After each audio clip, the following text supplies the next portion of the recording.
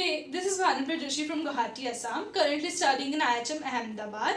Firstly, I would like to thank IHM Karamat for giving us such a wonderful opportunity during this COVID situation.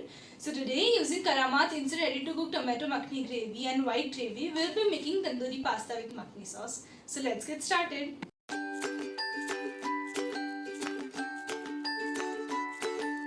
Firstly, in a dekchi, we will add 1 liter of water and let it boil. Add salt once the water comes to a boil. Now add the spaghetti pasta. Add 1 teaspoon of oil.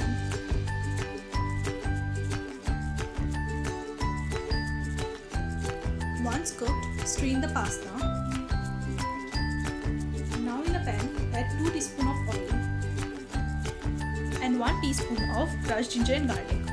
Add onions and saute on medium flame. Now add sliced capsicum and boiled corns. Saute them until they are transparent. Add 1 teaspoon of oregano, chili flakes and black pepper. Keep aside the pan and in a bowl add Karamat tomato makhni gravy mix, spice mix, add water and mix it well.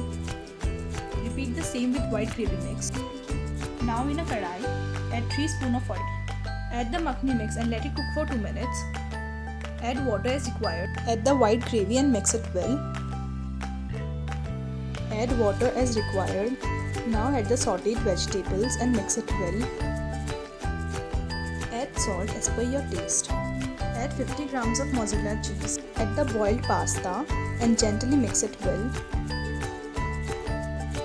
Put a small foil paper in the middle of the pasta, hot coal, half teaspoon of ghee and cover it with the lid. Open the lid after 4 to 5 minutes and our tandoori pasta with makhni sauce is ready. Let's do the plating now.